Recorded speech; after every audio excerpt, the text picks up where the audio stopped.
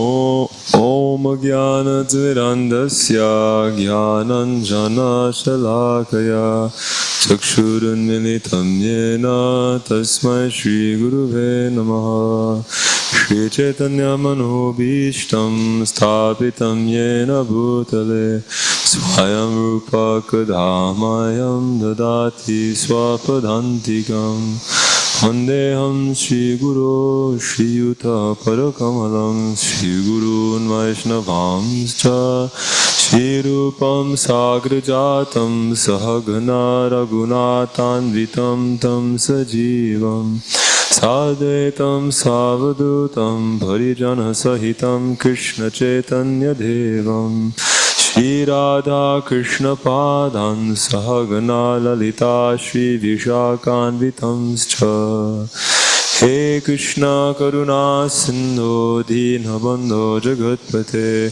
Gopesha Gopika Kanta Radha Kanta Namostute Tapta Kanchana Gaurangi Radhe Vrindavaneshwari Vrishabhanu Sute Devi Pranamami Hari Priye Anja Kalpatarubhyascha Kripa Sindhubhya Evacha Patitanam Pavanebhyo Vaishnavebhyo Namo Namaha Shri Krishna Chaitanya Prabhu Nityananda Shri Advaita Gadadhar Shivasari Gaura Bhakta Vrinda Hare Krishna Krishna Krishna Hare Hare Hare Rama Rama Rama Hare Hare. Today we'll be reading from chapter 18, text number 19. No, we've that must be old, yeah.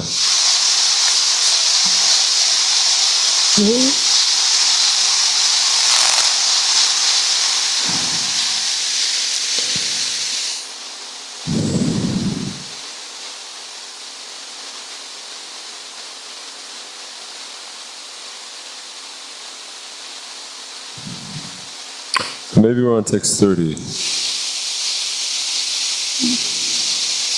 At least on text 30.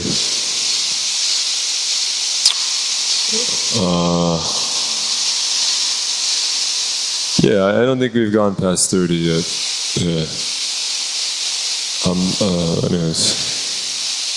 Let's see. Oh, wait a second.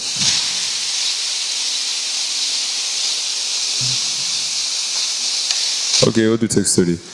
Pravritim cha navritim cha karya karye bhayabhaye bandha moksham cha yadveti buddhi sa partha sarviki.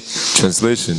O son of Pritha, that understanding by which one knows what ought to be done and what ought not to be done, what is to be feared and what is not to be feared, what is binding and what is liberating, that understanding is established in the mode of goodness. Text 31. Yaya dharmana dharmam cha karyam eva cha ayatavat prajanati buddhi sa partha rajasi. Translation.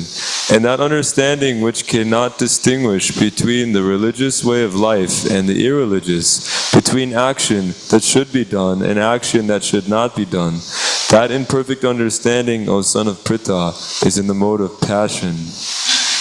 Text 32. Adharman dharmamitiya manyate tamasavrita sarvatan viparitangscha buddhi sa partha tamasi. Translation. That understanding which considers irreligion to be religion and religion to be irreligion under the spell of illusion and darkness and strives always in the wrong direction, O Partha, is in the mode of ignorance. Text 33. Trityaya yadharite mana pranendriya kriyaha yogena vyabhicarinya dhriti sa partha sadviki.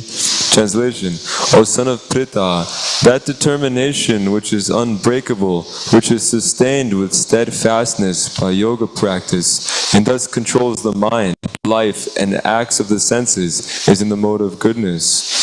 Text 34.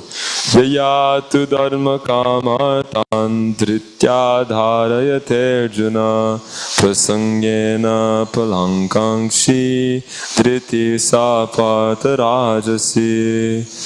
Translation: and that determination by which one holds fast to fruitive results in religion, economic development, and sense gratification is of the nature of passion, O Arjuna. Text 35. Yaya swapnam bayam shokam vishadam madamevacha navimunchati dhurmedha triti sapatatamasi.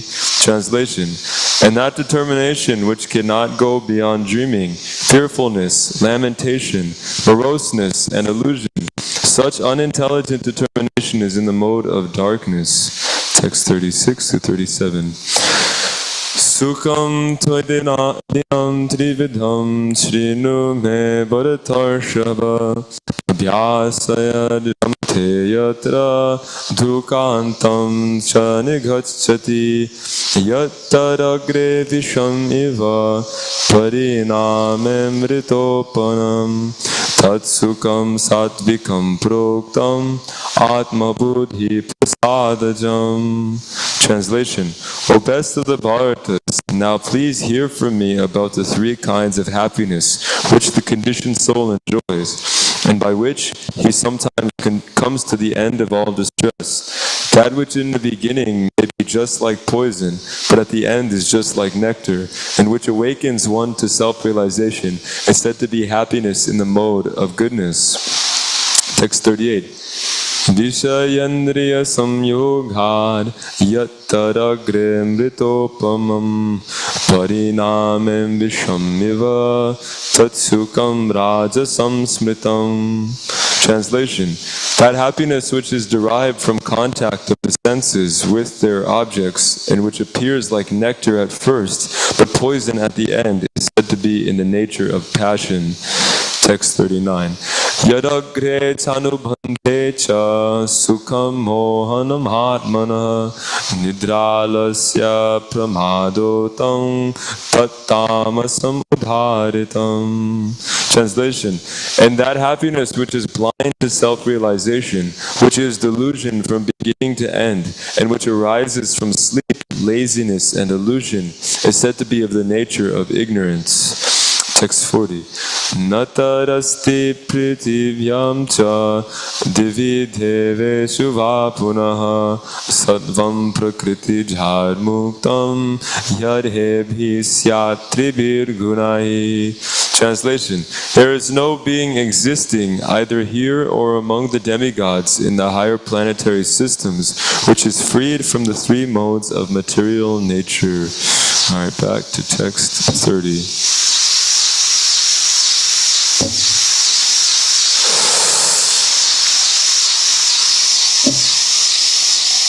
Text 30 translation: O son of Pritha, that understanding by which one knows what ought to be done and what ought not to be done, what is to be feared and what is not to be feared, what is binding and what is liberating, that understanding is established in the mode of goodness. Purport: actions which are performed in terms of the directions of the scriptures are called pravritti, or actions that deserve to be performed, and actions which are not so directed are not to be performed. One who does not know the scriptural directions becomes entangled in the reactions of work. Understanding which discriminates by intelligence is situated in the mode of goodness. Maharaj, we'd love to hear any comments from Maharaj.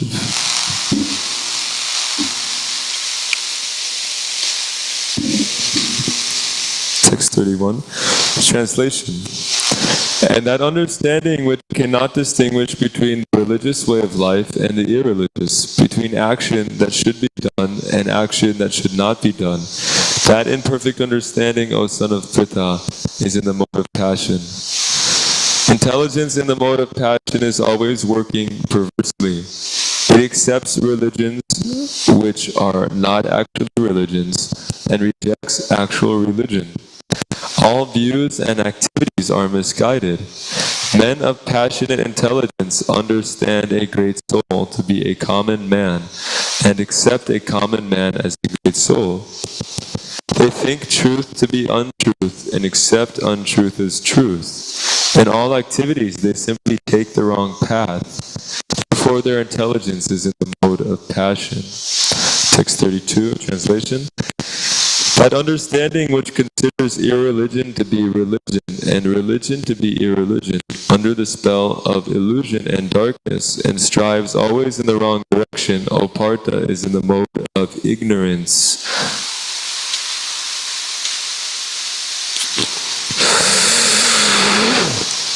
So sometimes there's this saying in Bengal, there's a Bengal proverb that goes Chatumat Tatupat, which basically is like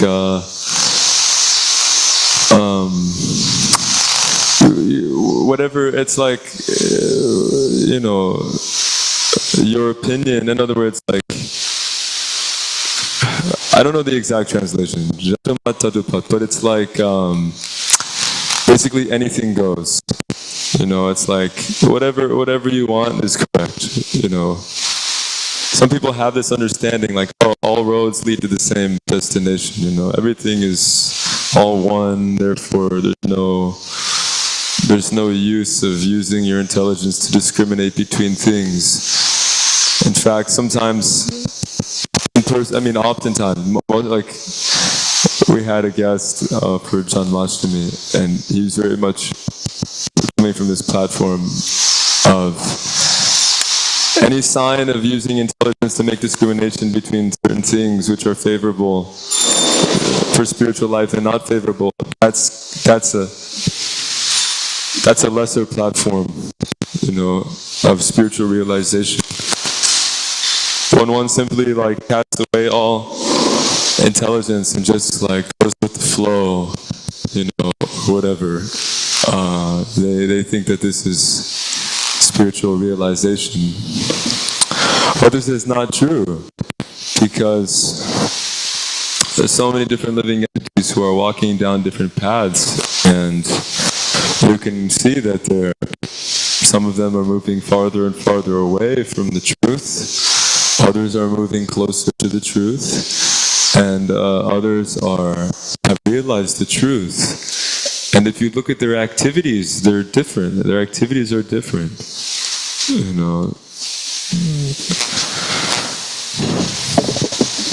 you want to say something? I thought it was interesting, like I'm just going to say something that I had experience with the passionate. That understanding which cannot distinguish between, so in text 31, it says, in all activities they simply take the wrong path. And I'm just remembering one of the artists that I used to listen to. He had a really good song. He had a song which was talking about this. Basically what it was saying was, I'll tell you exactly what he said. He said, the good news is, man, you came a long way. The bad news is, man, you went the wrong way. So I just made that connection when I was hearing this purport, and I thought it was really interesting. So maybe I don't know. I'm sorry for interrupting. No, that's a nice point. That's the material world. We've gone through lots of births and deaths, and we've traveled far distances. We've come a long way here in the material world, but ultimately, yeah, we went the wrong way. Continuously going the wrong way. So it's interesting. Here in the purport to text 3, Prabhupada talks about pravriti. So pravriti are actions that are sanctioned in the Vedas. They're positive actions that lead one towards the right direction.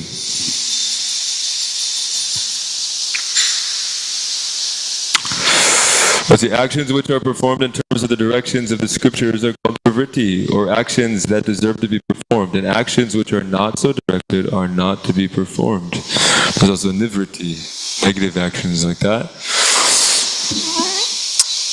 So, if one abides according to the scripture, then his intelligence is situated properly. It says, Vyavasayatmika buddhir ekeha kuranandana.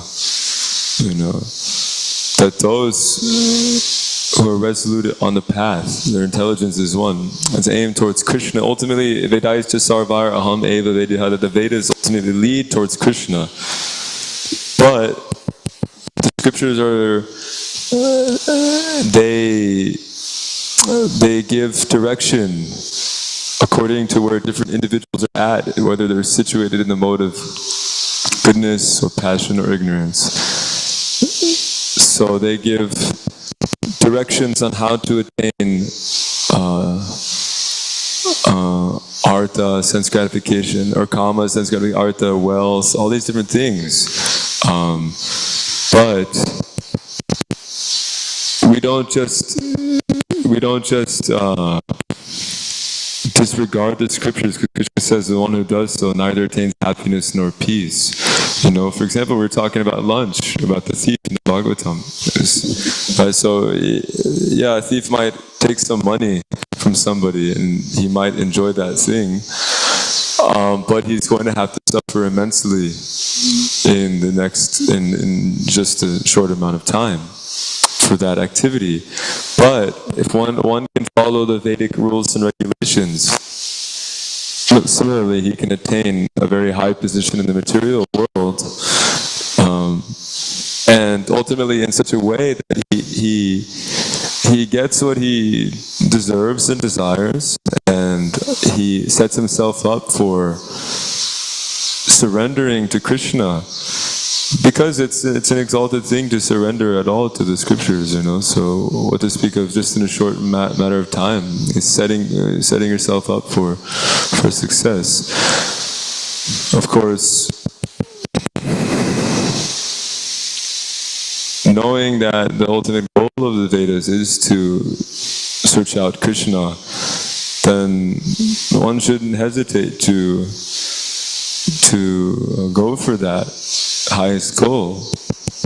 Why wait? We were hearing Dhruva Maharaj, he had this desire. He had these desires, but when he actually got the audience of Lord Vishnu, he realized that all those desires that he had, Vishnu asked him, "Can I give you anything? A benediction?" He realized that all those desires he had were nothing, and he was totally satisfied with seeing the Lord, because, sure.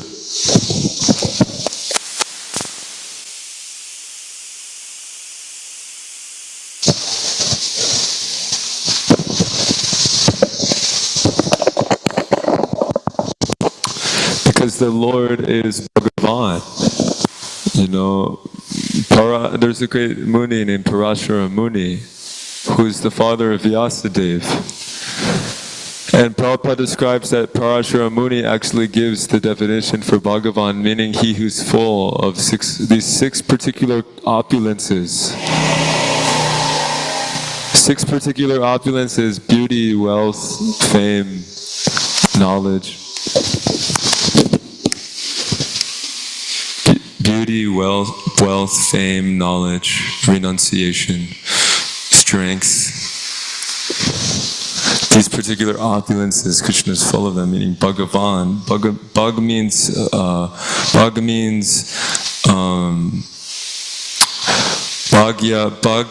means opulence, and Van means possessor of. So he's the possessor of all these opulences. He has unlimited beauty, unlimited strength, and like that, unlimited fame. So that definition of God was given by Parashara Muni. And Krishna definitely displays this throughout his life, having all of these opulences, and and they come out at various times in the lila, or they're particularly exemplified at various leelas. Like when he's holding Govardhan Hill, his strength is very apparent, or when he's with the gopis, his beauty is very apparent, like that. But he possesses all of these unlimitedly, eternally, these qualities. So when we get the association of that person, then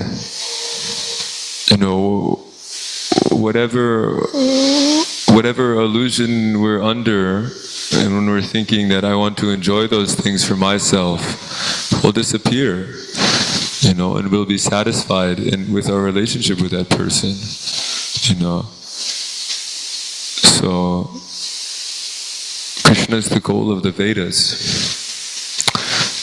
Simultaneously, all auspicious things are there when we're engaging in devotional service. So, Artha, Dharma, Kama, Moksha, liberation is there.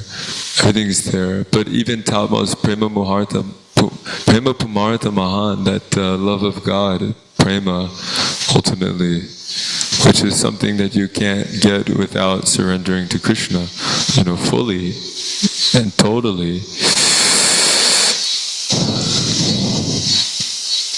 We may surrender to a pious lifestyle for some temporary material gratification, and certainly that's better than trying to get that gratification outside of the guidance of the Shastra. But Krishna tells Arjuna not to be fooled by the flowery words of the Vedas, because the topmost planet down to the lowest planet, it's all the same. This is where it's places wherein repeated birth and death take place, And it's almost even worse it stings to work very hard for something so temporary, and become attached to it. Just like Krishna tells Arjuna, for one who's been honored, dishonor is worse than death. For one who has been considered wealthy or famous or beautiful or powerful, being devoid of those qualities which will happen at some point in their life is very painful, becoming attached to that. But Krishna is the reservoir of those qualities, and he has them eternally, and the devotees are supremely satisfied in his association. Yama supersediti. They're engaging in devotional service and they're totally satisfied. So we can see that this is the superior path.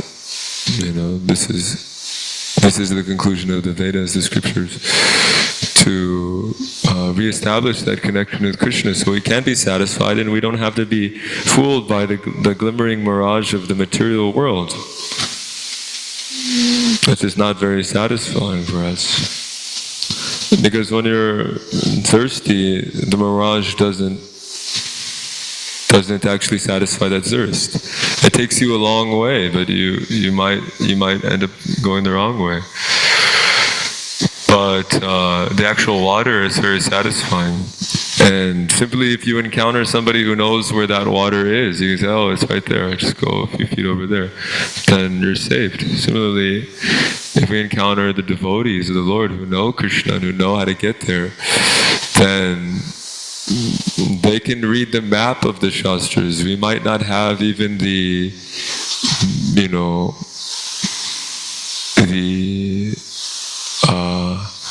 allotted intelligence in this particular life to even understand anything. We don't.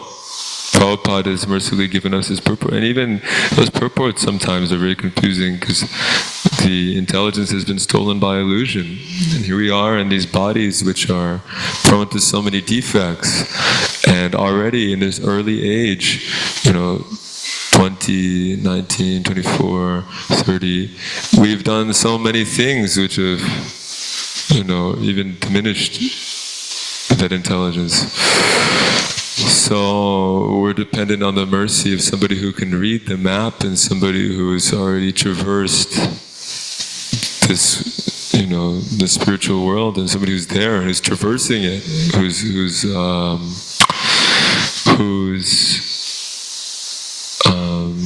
already familiar with that, accustomed. Therefore, the acharyas are always praying to get the association of devotees, because that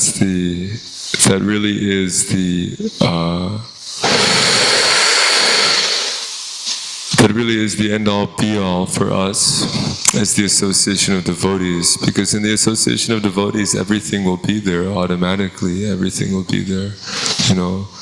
Krishna will be there. Topics about Krishna will be spoken. So much accountability will be there, and so much encouragement to perform the right activities will be there. And ultimately the Krishna Katha will be there. So intelligence will get fixed up nicely in the association of devotees pretty quickly. So it's a wonderful system.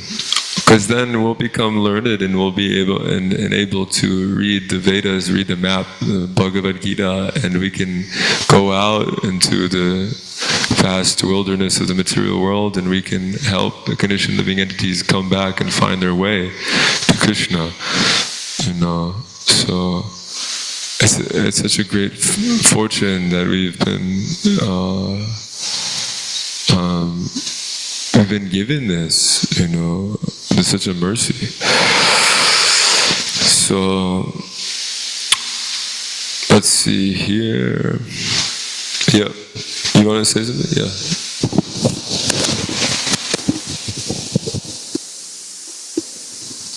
Is it okay if I make a comment? Yeah. It's really nice hearing you talk about the desert example specifically. It's really refreshing, and to kind of talk out my thoughts. You make it all seem very apparent, and maybe it is that apparent, like devotional service and the value that comes with it, the supreme value, the supreme occupation that we're told that it is through Shastra. Because like if we're in the desert and we're dying of thirst, and like you said, someone comes up and says, hey, there's an oasis just right over here, like I'll tell you exactly where it is, right there, go replenish yourself. We can sit there all day and think whether or not to trust them, whether or not they're going to lead us astray, whether or not they have any ulterior motives or whatnot. But like, look at the qualities of that person. Like, are they themselves, dying of thirst?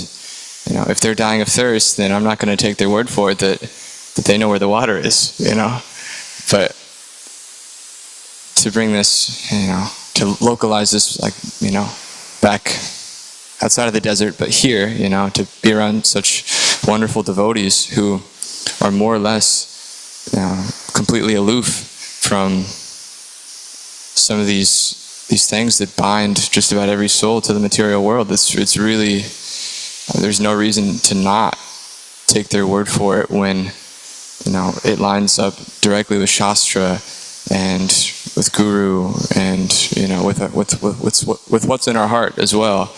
It's not always what we want to hear, but if we really look at it honestly, then all signs point to the fact that we should really just take shelter of the knowledge that's descending down from the source that we want to, go drink from. So as devotional service, it's all very like, it's very mystical, but it's also like all right there for us too. Like we don't need to build it up in our heads to be some sort of, unattainable thing. It's just a thought. Yeah, that's nice. Yeah, that reminded me. The devotees are very nice because not only are they going back to the desert analogy, but yeah, if you meet somebody in the desert and he's hydrated, you know, it's like, okay, I got only hope I got, you know. And the devotees are particularly merciful because not only they're hydrated, but they're really ready to give you the water. Like, you don't even have to go anywhere. I got it for you right here. You know, like encountering somebody in the desert and he's like, hey, I got the water bottle for you right here. You ain't gonna go anywhere. You know. And then you really are like, well, now I have faith. Because you might encounter somebody who's hydrated, but he's like, yeah, come with me, and then he robs you, you know. And there are these kinds of not transcendentalists, these kinds of personalities as well who are out there. You know, you might so many false, you know, spiritualists and religionists who are out there posing as, you know, beacons of hope and light for people, and they take their money and they use it to build their own facilities for sense gratification. This is a big problem within Christianity, with the megachurches and all these different things, with pastors who will just like take money from the Christians, their followers, and they'll use them to build big mansions and have these planes and different things and golf course and all these different things, and so bogus. And then you have all these so-called mystics and yogis who are doing the same thing. They have a little bit of Shakti to speak something mystical and blind people and take their money, and then they just build, do so much nonsense with this money, So there's also those personalities, and those are, Krishna says those rascals, they get, cast down into the material world, in abominable species of life, so their punishment is awaiting them. But there's a lot of people are very easily fooled by these different grandiose ideas of, become enlightened right now, or we'll do some little magic trick or some show that healing thing or whatever, some words of some charisma, because people are starving out there for real knowledge, then they just accept whatever bogus thing is, temporarily bringing them some kind of distraction or relief or fantasy that, will distract them from the suffering that they're going through. But it doesn't actually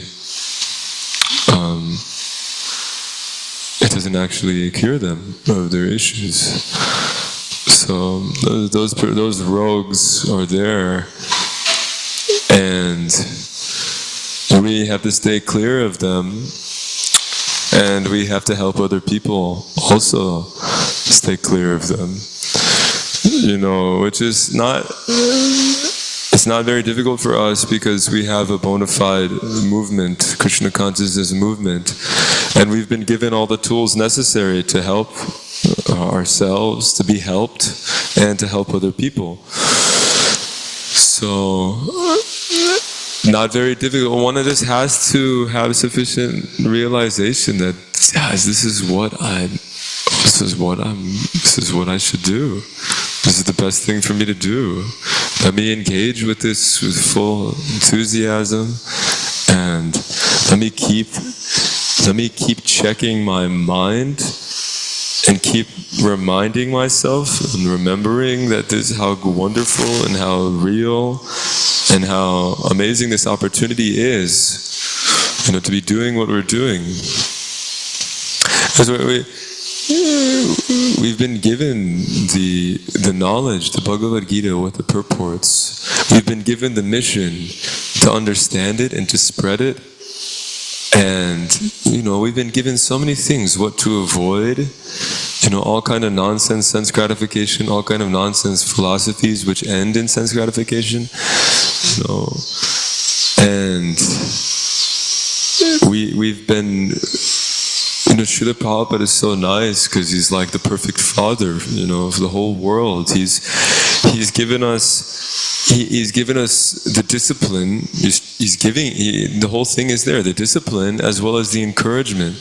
That's the perfect father. He's given us the perfect discipline, the perfect way to engage our time, as well as the right kind of encouragement to help us, take it up, and to help us get out there and help other people take it up, So Krishna's really pleased when the devotees are glorified. And the devotees are very pleased when Krishna is glorified. So it's a very nice system that we've found ourselves in, where we have the perfect devotee, ideal devotee, and he's given us the perfect conception of God. And he's asked us to go around and spread this Krishna Katha to the whole world. And he's led the perfect example in doing so. So we don't have much to really worry about or speculate about, Simply just appreciate and glorify Srila Prabhupada. And Krishna gives us the intelligence and helps us out and all these different things. So,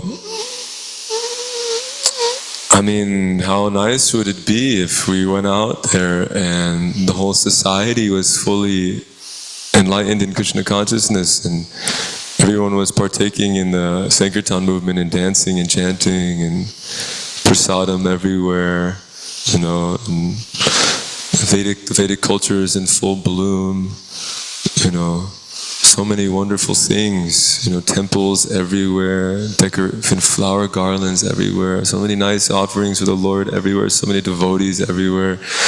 There won't be any suffering at all. It'll be wonderful. So we're doing the right thing. We're bringing the supreme order to all this chaos in the Kali Yuga by speaking about Krishna and speaking about Krishna's devotees. So,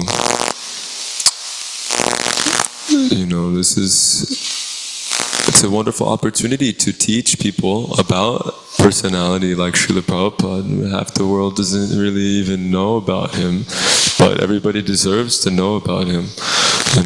Most amazing personality, most amazing historical figure.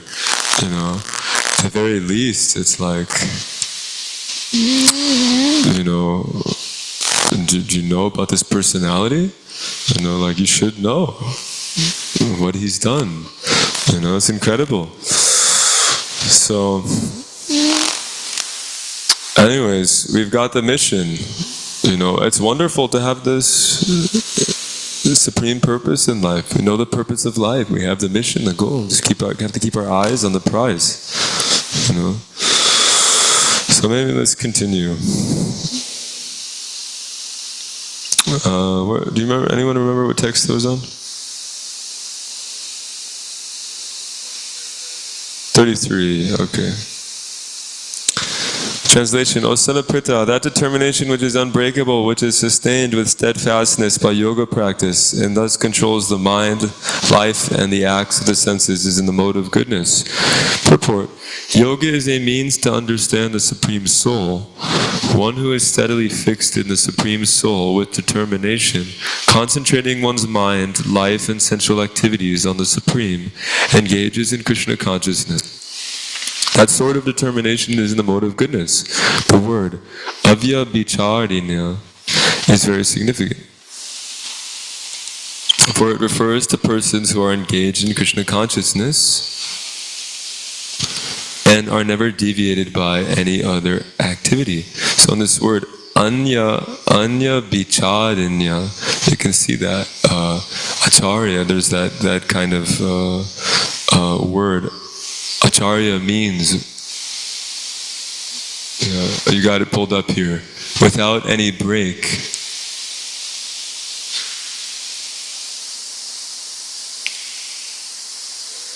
Yeah, without any break. So that's the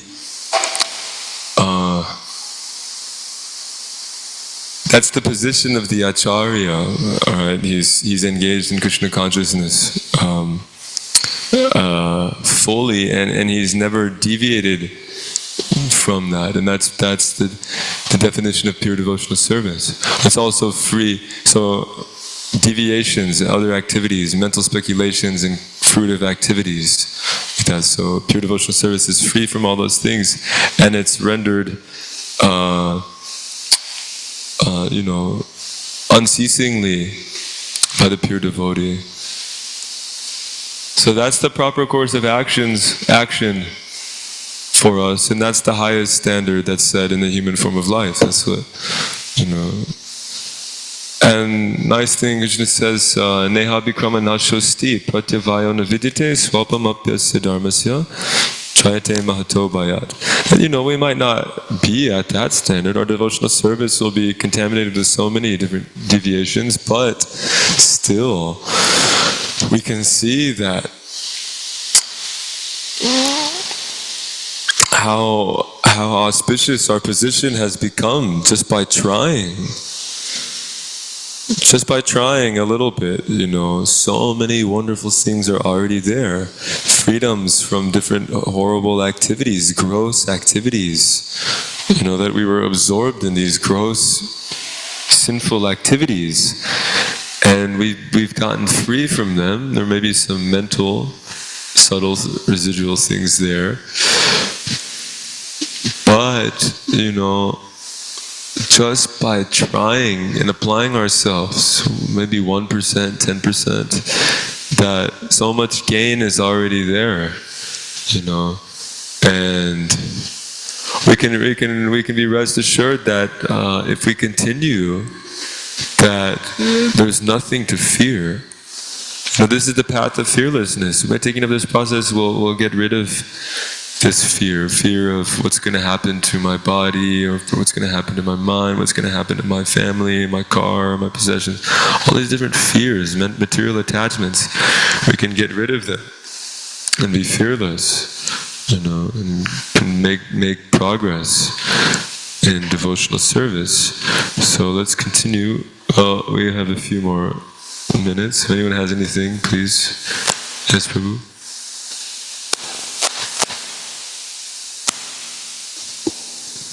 Hare Krishna. Me and Krishna Prabhu were reading Krishna book the other night, and along the lines of fear, Srila Prabhupada said that envy is the cause of fear. And then it was talking about how essentially what awaits us if we're envy at the time of death, and the fear that will be felt in the face of Yamaraj, and the jurisdiction over where we go next. But this is something that's a little unclear to me. How does envy translate to fear?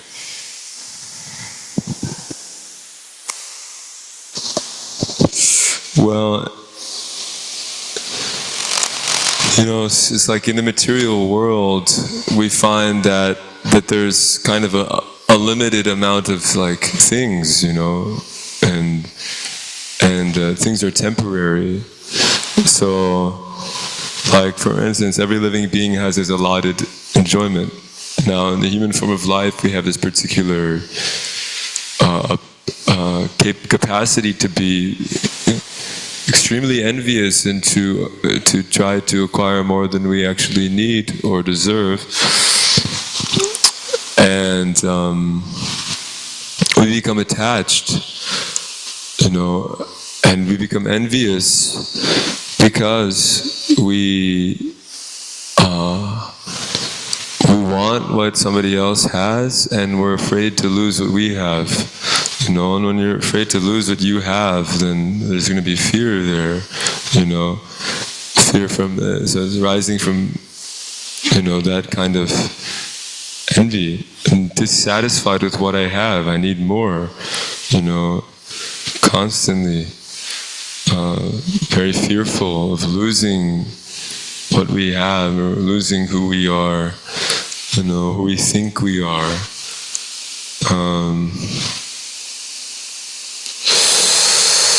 Yeah, and ultimately, envy. You have a question? You have a comment?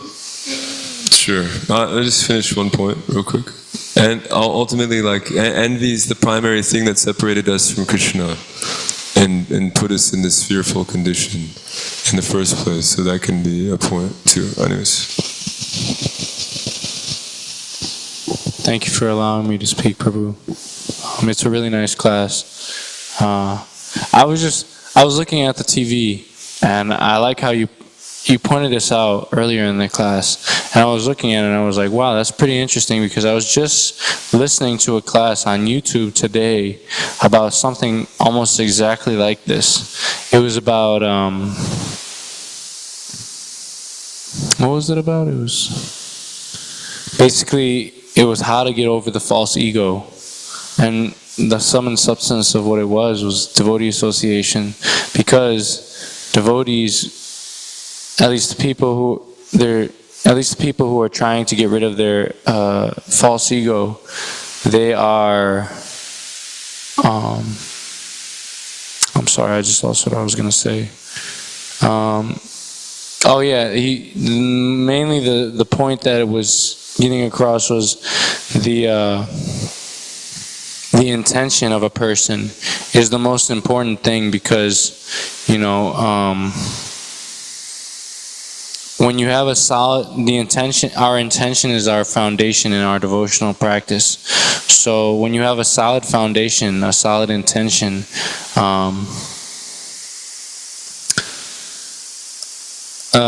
then it's easy to like not be disturbed by. It's harder to be disturbed by the comings and goings of the external objects of the material world, and. About this, without any break, there was some Vaishnava poet made a song about this, and I thought it was interesting because it's really cool. But basically, he says like the way you want your devotional service to be is just like honey when you're giving abhishek to the deities. So basically, like how like when honey is flowing, it doesn't have a break in it. It's just constantly flowing and flowing and flowing until you stop it, or until it runs out. But yeah, so that's really cool, because the whole thing was amazing. But I forgot where I was going with this. Please forgive me. But. Yeah, I was just thinking it was cool. What did you talk about with this word right here? Yeah, I really liked. Well, first of all, I really liked that visual of the honey, continuous flow of honey. That's really nice. That's very nice. Very helpful.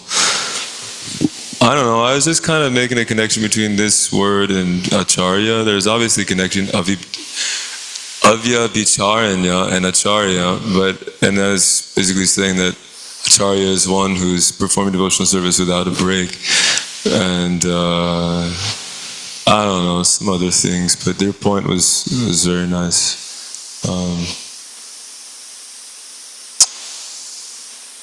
So, you have any more, Prabhu? Anything? Yeah, I was just thinking, because like the interesting thing about it was the person giving class was talking about Lord Chaitanya Mahaprabhu, and he was giving the qualifications of like a devotee who is able to like rid us of our false ego, and like he was giving the example of Lord Chaitanya. Basically, when Lord Chaitanya was when he was about to take sannyas,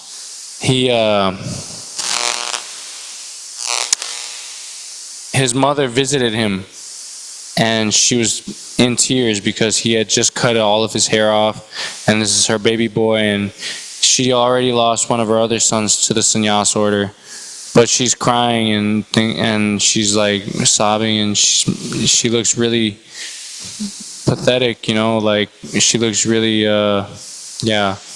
really sorrowful. But so she she tells, no, I don't know the order of it, but Lord Chaitanya, he sees how sad she is seeing him, and he knows that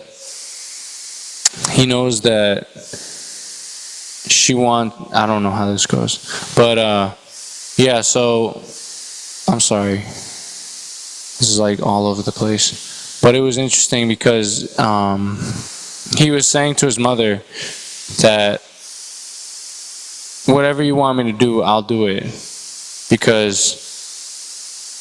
you gave me life, you gave me human form, you nourished this body. I can't repay you even after millions of lives. I'm indebted to you for millions of lives, and so he, Hare Krishna, Hare Krishna, Krishna Krishna, Hare Hare Rama, Hare Rama, Rama Rama, Hare. So he, what does he do? So yeah, she tells him, instead of going to Vrindavan, which is what you wanted to do, and set up a whole community out there, what I want you to do is I want you to go to Jagannath Puri so I can have darshan, so I can see you every once in a while.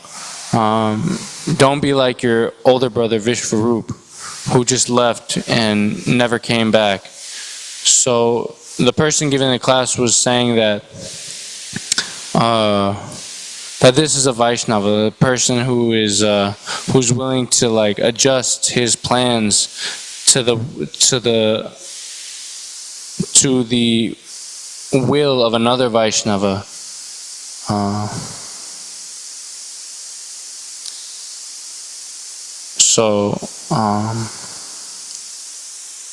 Hare Krishna, Hare Krishna, Krishna Krishna, Hare Hare, Hare Rama, Rama Rama, Hare Hare Krishna, Krishna Krishna, Hare Hare, Hare Rama, Rama Rama, Hare.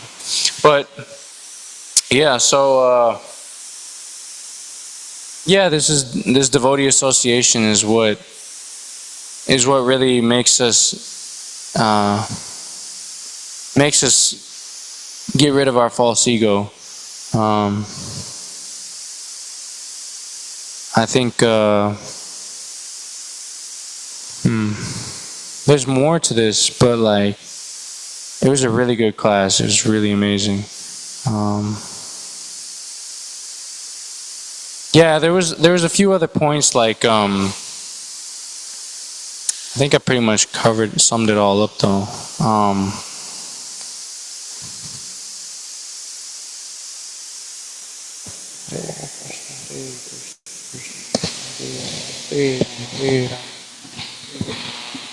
Yeah, Prabhu, thank you for that nectar connection.